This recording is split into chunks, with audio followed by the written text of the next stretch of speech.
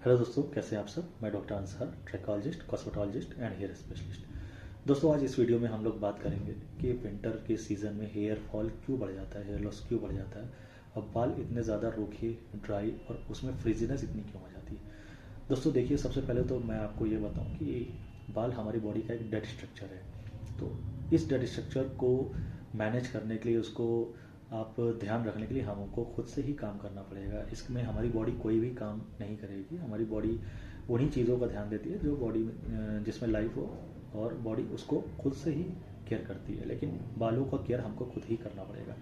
दोस्तों, विंटर में generally hair loss की प्रॉब्लम और ड्राइनेस, फ्रिजीनेस इसलिए बढ़ जाता है। हमारी बॉडी में लिक्विड का इंटेक कम हो जाता है, हमारी बॉडी डिहाइड्रेटेड होती है। हालांकि हम लोग पानी प्यास नहीं लगता है, लेकिन बॉडी में डिहाइड्रेशन होता है, लिक्विड इंटेक हम लोग कम कर देते हैं। और साथ में कोल्ड एयर का जो कांटेक्ट होता है उससे भी हमारी बॉडी में ड्राइनेस होती है, और साथ में स्कैल्प पर भी ड्राइनेस बन जाती है, और साथ में फिर डैंड्रफ की आने की भी प्रॉब्लम हो जाती है। और डैंड्रफ आता है, इचिंग होता है, और जब आप इचिंग करते हैं तो उसके साथ भी बाल टूटते हैं। तो ये सब रीजंस होते हैं विंटर में हमारे हेयर फॉल क्यों बढ़ जाता है। और साथ में देखिए, बैलेंस डाइट का भी कहीं ना कहीं कमी होता है, और हम लोग हेयर केयर भी कम ही कर पाते हैं विंटर में। नहीं इतना फ्रीक्वेंटली हेयर वॉश हो पाता है विंटर में। तो ये सब रीजंस होते हैं विंटर में जनरली हेयर फॉल का। आइए जानते हैं कि कैसे हेयर फॉल को मैनेज करें, कैसे बालों में मॉइस्चर को मेंटेन रखें विंटर में, ताकि हम लोगों के बालों की अच्छी क्वालिटी मेंटेन रहे। तो दोस्तों, विंटर में सबसे पहले तो जब हेयर वॉश करना है, फ्रीक्वेंटली हेयर वॉश करना है, हफ्ते में 2 से 3 बार तो करना है।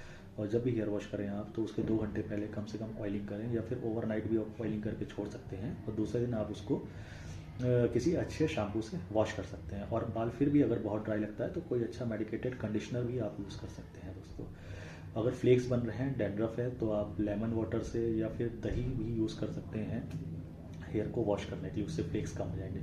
उस पर भी अगर डैंड्रफ की में कमी नहीं आती है तो दोस्तों बहुत सारे मेडिकेटेड शैम्पूज़ हैं, जिसमें कि एक कीटोकोनाजोल शैम्पू है, उससे आप हेयर वॉश कर सकते हैं, उससे भी फ्लेक्स कम होते हैं।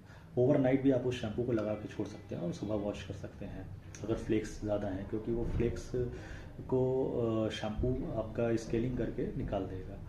ठीक है दोस्तों, और कीटोकोनाजोल के बाद साथ यूज़ करने के बाद भी कुछ लोगों को ड्राइनेस बहुत ज़्यादा होता है, तो कीटोकोनाजोल विद एलोवेरा भी आप शैम्पू यूज़ कर सकते हैं।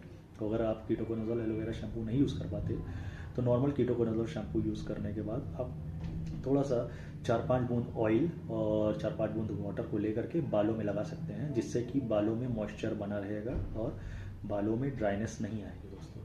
उसके अलावा दोस्तों, कुछ हम लोग को मिसकंसेप्शन भी है कि हम लोग जो कैप लगाते हैं विंटर में या फिर हेलमेट वगैरह से भी बाल टूटते हैं। तो दोस्तों ऐसा नहीं है।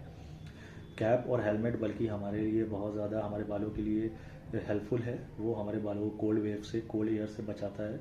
और आपने ये भी ऑब्जर्व किया होगा कि कैप या हेलमेट उतारने के बाद उसमें बाल दिखते हैं। तो दोस्तों ये भी मिथ है, उसमें बाल दिखते ज़रूर हैं। अगर वो बाल उसमें नहीं आते तो वो बाल वैसे भी टूटते, क्योंकि वो आपके बाल वो कमज़ोर बाल हैं, वो आपके बेबी हेयर हैं, और उसमें उतनी स्ट्रेंथ नहीं है, तो वैसे भी टूटते हैं। तो कहीं ना कहीं कोल्ड एयर से बचने के लिए आप स्कार्फ का या कैप का भी यूज़ कर सकते हैं, जिससे कि आपके बाल कोल्ड एयर के कांटेक्ट में आने से ड्राइनेस से बचे और उसमें फ्रीजीनेस कम हो।